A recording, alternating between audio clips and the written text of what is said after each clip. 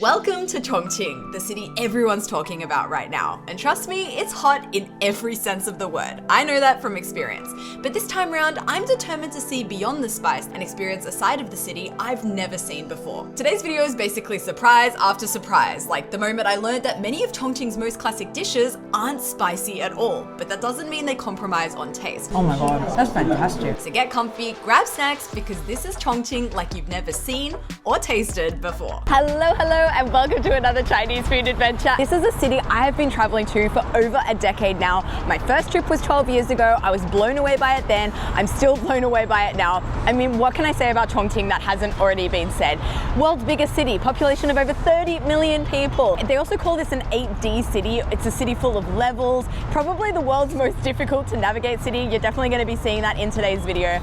But it's also changed a lot over the years. I mean, even 3 years ago when I was last here in Chongqing, I was still describing it as like the world's biggest city you've never heard of, or this underrated city. Well, Chongqing is no longer underrated. It's blown up on social media. Everyone is coming here to Chongqing, and I'm going to be meeting someone who has helped this city gain so much fame in the last few years. He's here! I mean, I wanted to... Oh my god, Amy! This was not a plan. Such a pleasure to meet you. I was looking at it like, oh, who is this random white girl speaking in English? Jackson here probably needs no introduction. Odds are you've already seen his mind-boggling 8D tours of Chongqing on his social media. When I started to plan this Chongqing trip, I knew I wanted to try experience this city his way. So I reached out and here we are now. Actually, this is our first ever meeting. It just happens to be on camera. This is not planned. Totally not staged, just like every other influencer meetup. Jackson has an amazing day of food adventures lined up for us, and of course we're starting with breakfast. We're gonna go for a Chongqing style xiaomian. This particular one has pretty controversial, reviews. Flavor-wise, they are the best. But price, they sell 1 yuan more than the average price. Just as a reference, 1 yuan is about 10 cents, 10 to 20 cents. So it's not a whole amount of difference in the actual price. Yeah. But something that you should know about people here in China is they're very specific about how much something should cost. And whenever I post a video on my Chinese social media, if I pay even 1 yuan more than I should, even if a dish is only 8 yuan, people are up in arms like, how could you have paid How could you do that? so much? Holy moly, it looks so freaking good. Today I've opted for wanzamian, basically the classic xiaomian but with peas added. I really like it because it adds like an extra creaminess. They've spiced the room here. Like a margarita, like a Chongqing style mala margarita. And when it comes to these noodles, make sure you stir them as quickly as possible. Seriously, it's not unheard of for the boss to come out and tell you off for waiting too long. The reason is Chongqing xiaomian is all about balance. The heat of the chili oil, the fragrance of the spices, and the springy noodles. And if you don't mix fast enough, the oil separates, the noodle starts sticking, and that beautiful flavor harmony disappears. Wow, okay, this is spicier than I expected. But I'm loving the numbing spice. I think this is my favorite wanzamian I've ever Seriously? had. You can find these noodles in every single Chinese city. They're very popular, but you will not find a Chongqing xiaomian or a wanzamian like you would find here in Chongqing. So freaking flavorful. Salty from the meat. You've got these peas. And usually when I order this outside of Chongqing or even inside Chongqing, they're quite soft and they're mushy and they kind of create this almost like mashed pea consistency. But what I love about here is they're soft, but they retain their pea shape as well. The noodles are soft, they're small, which means they have so much surface area for that delicious chili oil, which is less spicy and more like intensely numbing from the Sichuan peppercorn. I haven't had quite a strong Sichuan peppercorn localized reaction before. It's like right on the tip of my tongue. It's amazing. I could eat this every single morning. This is so freaking good. Also, the name of this place, it's literally called Fat Sister Noodles. And it's brutal because I actually put a picture of her. But our breakfast isn't over quite yet. We're checking out another breakfast nook for another Chongqing breakfast specialty. I really want to show you this 十八块. This is a bit of a Chongqing slowly disappearing kind of a staple breakfast. The surface is more of a deep fried, crispy texture. These little black dots are the Sichuan peppercorns. So they give you that sweet, salty, yet numbing taste. Wow. The Sichuan peppercorn definitely hits you. You can taste the flavor. It's not mouth numbing, but you can taste the flavor of it, which I think gives this a little bit more excitement. Otherwise, it's a deep fried rice cake.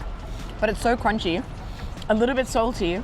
Inside, it's very nice and glutinous. Yeah. But I think the thing that I love about this is the Sichuan peppercorn. Surprise, surprise. This is just the start of the day, and we just finished our breakfast, walking around a little bit. We have 3 floors climbed, the flights we climbed today. At the end of the day, we're gonna go check it again, like how many floors we climbed. Jackson was just like, check out the sunrise. I was like, Jackson, where's the sunrise? But I guess this is actually a very nice day for November. It's getting there, trust me. For Chongqing. It's usually like Gotham City. It's so moody and cloudy. We officially have our first glimpse of the 8D Chongqing, as people like to call it. We have this bridge that's behind us. That's the ground floor. You've got this ground floor here, but we're actually also like all the way up here. It's wild to think that the world's biggest city also exists in such a mountainous and quite honestly difficult environment, but people here have completely adapted to it. Instead of fighting the terrain, Chongqing has learned to embrace it. Chongqing people use escalators as one of the public transportation methods. You could take the stairs, but it's a long way down, and I'm pretty sure the climb back up would count as a gym session. So for 2 renminbi, we're taking the lazy way, an escalator straight to the bottom. This is the longest escalator in Asia. What is happening? We just had to buy a ticket for an escalator. This is their casual commute to lower levels of the city. A few minutes later, we reach the bottom and emerge right underneath this spaghetti of highways. There are roads above roads, trains above and below those, and yet everyone seems to know where they're going. I have no words. Oh, there's another one.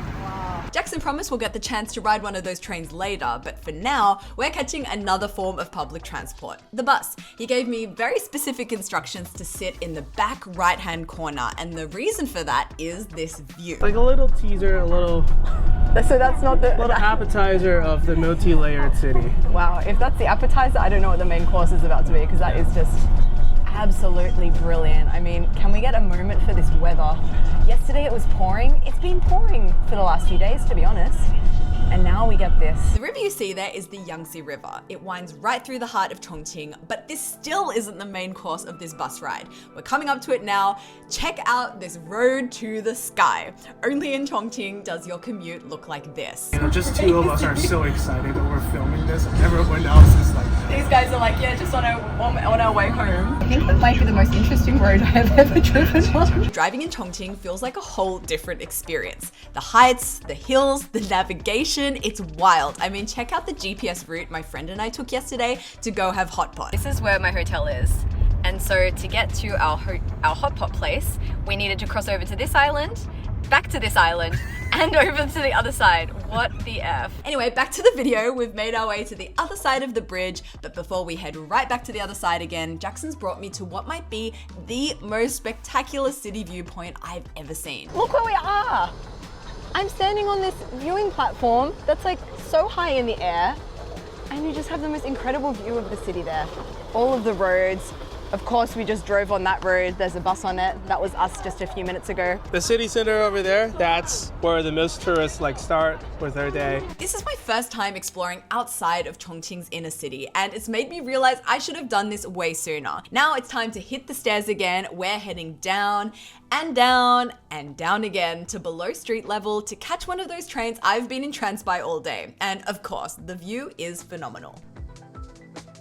Basically back to square one now. We're kind of a little bit back in the area of our noodle spot. And now it's time to head to our lunch spot. We're about to try some local family-style Chongqing home cooking, and this might even be the most surprising thing I experienced today. Guys, Chongqing food comes in non-spicy. I know Chongqing is super well known for spicy food, but it doesn't mean they don't make non-spicy food good. For example, like these homemade family dishes. So what is this here? This is the Xiaomi Paigu. This is the Jiangyouji, the soy sauce chicken. Which is actually made using black-skinned chicken, a breed called Silky that's prized for its tender meat and deep, almost earthy flavor. We have a Chongqing-style peanut milk coming. This milk is absolutely iconic. I drink this every time I'm in Chongqing because it's very good with handling spice. So it's basically just like it's a plant-based milk. It's not actually dairy. Yeah, mostly peanut.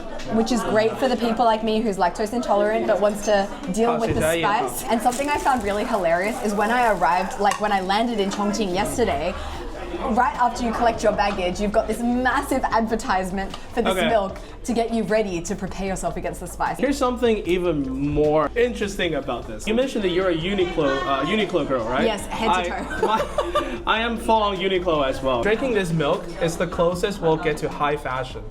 Because this brand, like 2 years ago, was partly bought by the Louis Vuitton group. This milk. Yeah, the LVMH.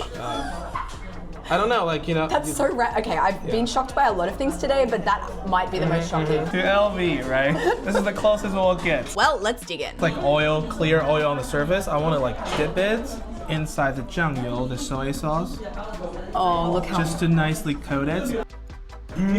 I'm home. I was in Xinjiang yesterday, and now I am home. Oh my god, that's fantastic. Yeah. It's got that soy sauce richness and sweetness, but also super fragrant from all of that spring onion on top there that's just like infusing the whole dish with this lightness, and it reminds me a little bit almost of like a Cantonese steamed fish dish that has the oil, the soy sauce, the aromatics on top, not spicy at all. So is this what typical Chongqing people are also eating? They're not eating hot pot every day, I guess. Yeah, honestly, like in our homemade food is not that vastly different than other regions in China. It's not like we eat hot pot every single day. Yeah, hot pot and a lot of jianghu cai, those like stir-fried spicy dishes exist in restaurant because they require like a commercial grade, like really high heated stove. Smaller stove might not be able to accommodate that. That's why when you are a traveler, you get this like a slight misconception that everything is so spicy eaten in a restaurant. But in a family dish, it's more something like this. A little bit drizzle of spice, but nothing too crazy. Okay, now let's try this mountain of millet, which actually has juicy ribs underneath, as well as a whole heap of steamed pumpkin too. That's like a warm hug. Like a warm hug from grandma. That millet is so soft, and I really love the addition of the pumpkin. It gives it this sweetness as well. And that meat is insane. Chongqing food can still be good and unique without the chili peppers. I feel like my stomach is very happy right now. Usually I like max out my stomach on my first or second meal in Chongqing. Borderline food poisoning. This is like the most comfortable I've ever felt eating Chongqing food. I'm so glad. Okay, time to get back out there. Let's walk this off. A few minutes into our walk, actually, we stumbled across what might be the most beautiful convenience store I've ever seen, complete with 2 bronze knights guarding the entrance like it's some kind of castle. But wait, you step inside and it actually feels a little castle-like too. It's not often you see a spiral staircase in a convenience store. Our next stop takes us down through this very interesting subway station entrance, not to catch a train mind you, but to walk through one of Chongqing's underground tunnels. Decades ago, these passages weren't walkways at all. They were bomb shelters carved deep beneath the city. But now obviously it has been modern reinforced to facilitate the transportation and everyday civilian use. Here in Chongqing, you'll also find bomb shelters that have been repurposed as gas stations, bookstores, gallery spaces, and even hot pot restaurants. In case you guys weren't aware, around the time of World War II, Chongqing was actually the capital of China. It was moved here because this was kind of in the middle of nowhere. Very deep inland. So it's harder to get to. That's why you've got the bomb shelters here, I guess. We have more than 1,000 bomb shelters in the entirety of the city. Now we're starting our ascent back into the city center, but we made a quick stop for a snack at this super popular glutinous rice cake stand. 你刚才拍了多长时间？1个小时。值得吗？ It's a very slow-moving line, but I don't want to rush this lady because she is putting her heart and soul into these glutinous rice cakes. Basically, she flattens out some glutinous rice onto a cloth, then she adds sugar, soybean powder, a crispy youtiao, and then rolls it up into this bullet-shaped snack. And yeah, it looks really exhausting. 阿姨，你干这个多少年21年了，练你的中文说的比较好哦。没有，看起来很累的一个过程。对呀，这个工作很累的。 Something that I really appreciate is, I mean, it's cash only here, but anytime anyone cans her a note, she uses specific chopsticks to handle the money, so she's not getting her hands dirty from all the money. Last step, it's rolled in more sugar and soybean powder, and there we have it. After 1 hour of lining up, we have our rice roll. 谢谢你，谢谢，辛苦了。 Yes! We did it! Guys, I have very mixed feelings about this. On one hand, I want to recommend you go there to see this lady in action. She puts just so much effort and she doesn't compromise on the exact shape and size, and she's putting so much effort into squeezing out and wringing out every single pounded rice snack. Yeah, but she's like, I must put it into a shape of a poop from a panda. It is a little bit panda poop-like, Yeah. but on the other hand, she looks so tired. I feel bad for her. I feel Somebody really bad. made her famous on Xiaohongshu, I guess. It really makes you think about the double-edged sword of fame. Like on one hand, yes, she's got more customers, she's making more money, but like, at what price?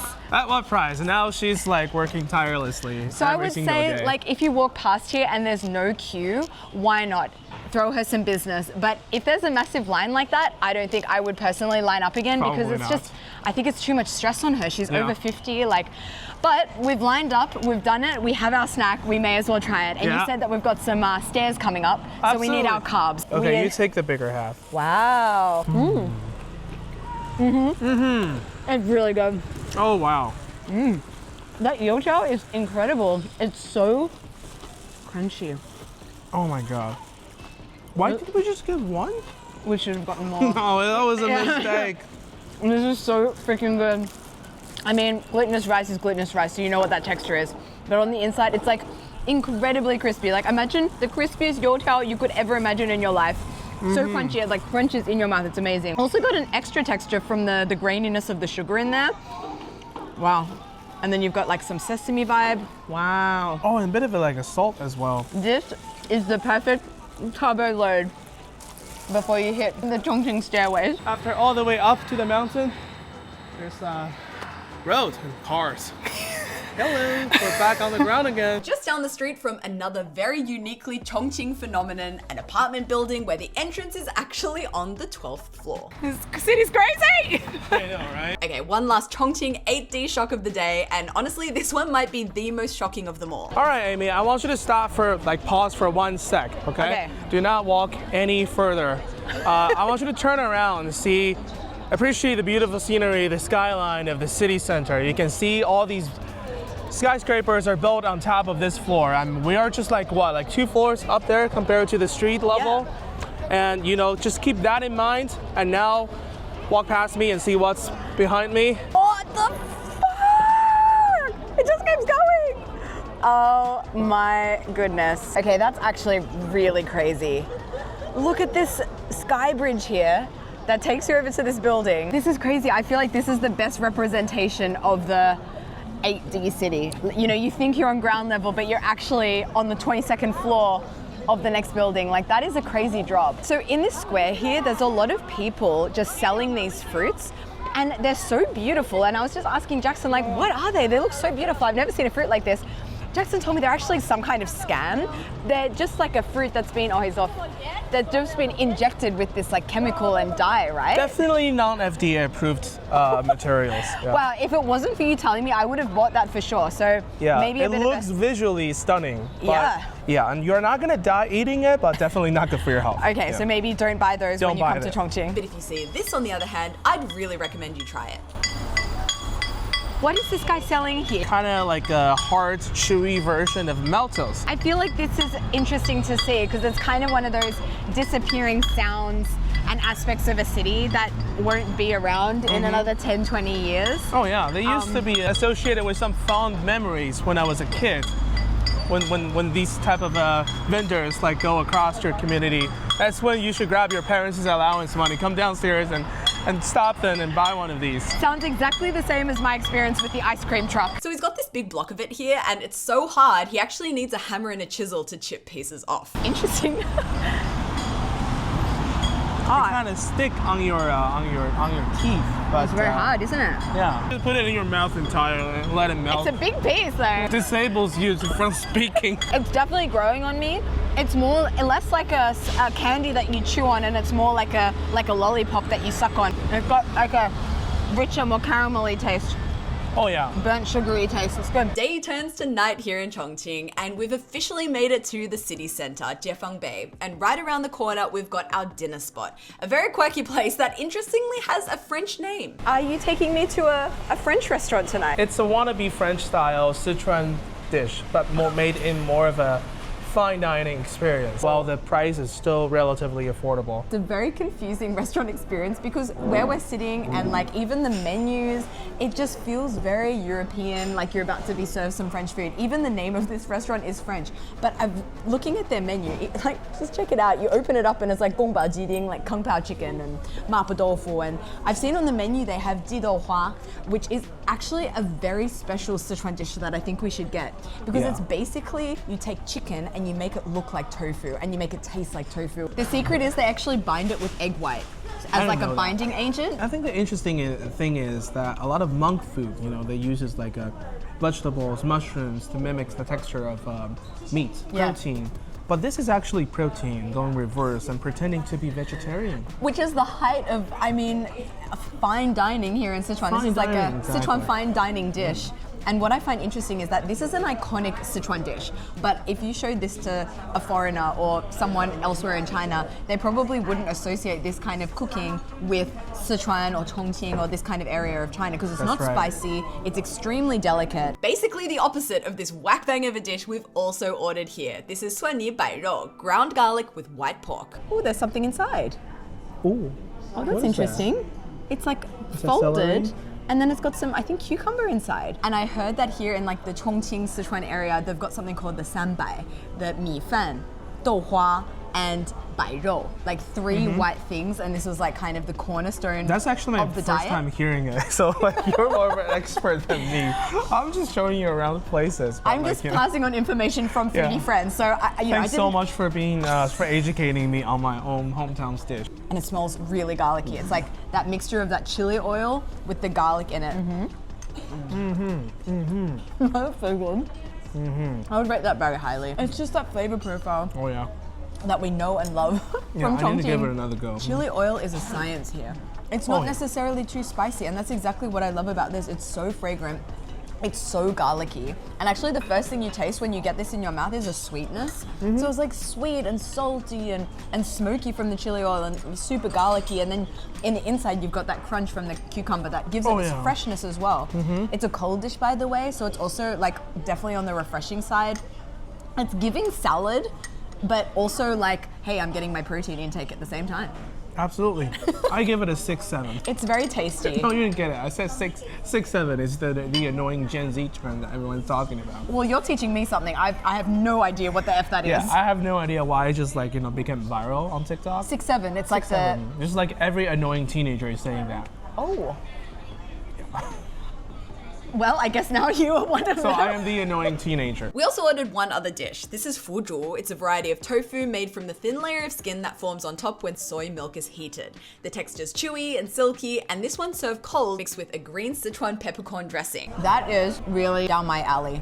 Or up my alley, as they say. Ooh, that little tiny shot of that numbingness, just immediately registering on your tongue. Favorite flavor profile, the green Sichuan peppercorn. So it's zesty and zingy, a bit citrusy. Fun fact, Sichuan peppercorn actually isn't a pepper at all. It's part of the citrus family, and that's why, especially with the green ones, you get that zesty, lemony kick alongside the numbing tingle. Dinner is done, and I thought our day of eating would be done, but you said you want to take me somewhere for dessert, somewhere a little bit unusual. I know, because a lot of people were imagining Chongqing is full of like spicy food, but for the things we tried today, they're not considered that ultra fiery spicy, right? Yeah. So we're gonna leave it for the dessert session. Is this chili oil ice cream? That is right. Oh my gosh, I've never had this.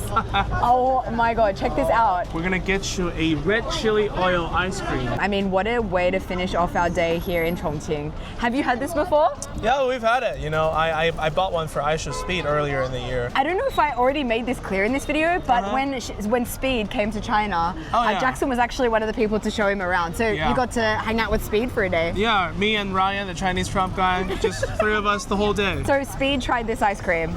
Did he like it?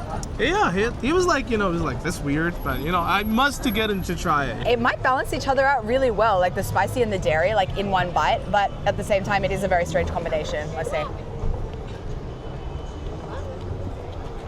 Whoa. It's very confusing. I can't really make up my mind about it. Just like this city, right? It is a very confusing city. Like, just when you think you figured out Chongqing, suddenly you have an ice cream with chili oil. Look, I don't know if I would get it again. It's quite interesting. The chili oil, it's definitely spicy. I can taste it. It's quite smoky, so it's like the smokiness and then the ice cream. I kind of wish there was a bit more saltiness in there, so it was like salty and sweet. I like the ice cream. The ice cream's nice. It's very creamy. Yeah. I mean, I guess it is what it is. It's a gimmick. Yeah, I'm not gonna lie, it's kind of gimmicky. Jackson, thank you so much for showing me around. You're very welcome. It's such a pleasure of mine. This was amazing. I feel like I'm just going next level with Chongqing. Yeah. I understand it more. I've seen the most incredible sights today. And we forgot to film this, but this is how many floors we ended up walking up. 50 flights of stairs. Don't forget to follow Jackson on all of his platforms. I'm going to put it on the screen here.